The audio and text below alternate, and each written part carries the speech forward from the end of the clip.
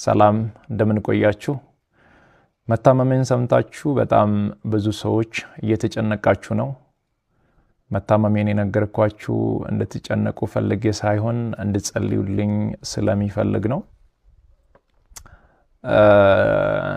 በእርግጥ አዲስ ሚዲያ ኔትወርክ ጋር በነበረን ኢንተርቪው ቆይታ ጋዜጠኛው በድንገት ሲጠይቀኝ መታመሜን ነግራችኋለሁ።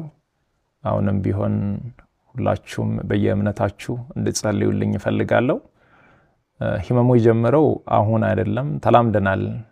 ዛሬ 1 ዓመት ከ5 ወር አካባቢ የሚሆን ይመስለኛል። ያኔ ጎፋ በመሬት ናዳ ምክንያት ወገኖቻችን በሞቱ ጊዜ ለማገዝ እዛ ነበርኩኝ።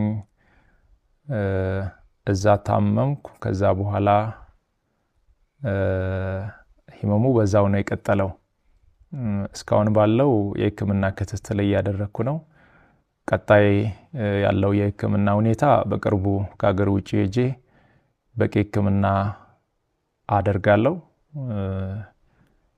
ህክምና ብቻ ሳይሆን በዚህ ሰዓት ለኔ የሚያስፈልገው የኢትዮጵያ እናቶች፣ የኢትዮጵያ አባቶች፣ ወጣቶች ሁላችሁም በየእምነታችሁ እንድትጸልዩልኝ እፈልጋለሁ። እኔ ወደ ህክምናው እስከሚሄድ ድረስ የታመሙ አልጋ ላይ ያሉ ወገኖችን እያሳከምን እንቆያለን። በመጨረሻም አንድ ማለት የሚፈልገው በዚህ ሰዓት ለኔ የሚያስፈልገኝ አንድ ነገር ብቻ ነው። አሁን ከሚነግራችሁ ነገር ውጪ ለኔ ምንም ነገር አያስፈልገኝም።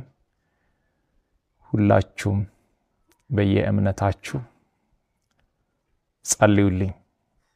ጸሎትና ጸሎት ብቻ ነው የሚያስፈልገኝ። ከዛ በተረፈው እግዚአብሔር ሁሉን ይችላል። አመሰግናለሁ።